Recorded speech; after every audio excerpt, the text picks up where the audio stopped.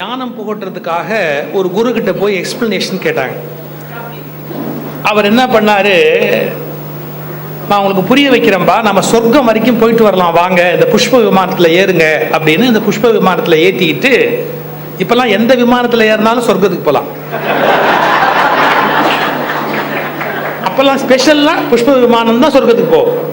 அதில் ஏற்றிக்கிட்டு போகும்போது இப்போ ஒரு காட்சி நீங்கள் பார்ப்பீங்க, கொஞ்சம் பொறுத்து பேசுங்கன்னார். பாருங்க, ஒரு மான் குட்டி போட்டுட்டு அந்த பசியிலையும் வேதனையிலையும் வெளியில வருது, வேகமா அந்த இடத்த விட்டு வெளியே வருது. ஒரு புலி அது குட்டி போட்டுட்டு பசியிலையும் வேதனையிலையும் வெளியே வருது.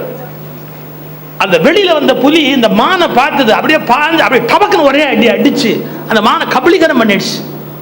இந்த குட்டியெல்லாம் காத்துக்கிட்டு இருக்கு, சாப்பாடு வரும்னு மானோட குட்டி எல்லாம் இழுத்துட்டு போய் அதோட குட்டிக்கு போடுது இந்த மானை.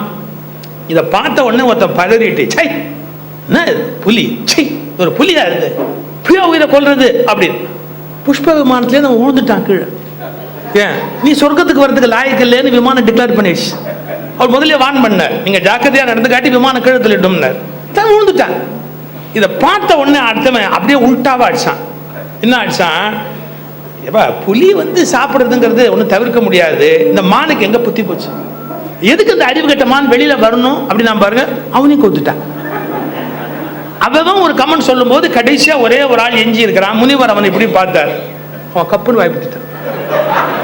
அவன் சொல்லிவிட்டு என்ன பாடுபடுறாங்கிறத அவன் பார்த்துட்டான்ல, அவன் அப்படியே வாயில பத்திட்டான். என்னன்னு பேசலாமா, பேசலாம், எதையும் சொல்லி சிக்கல்ல மாட்டிக்க நான் விரும்பல அப்படின்னு அந்த முனிவர் சொன்னார். இதுக்கு தான் ஞானம்னு பேருன்னு.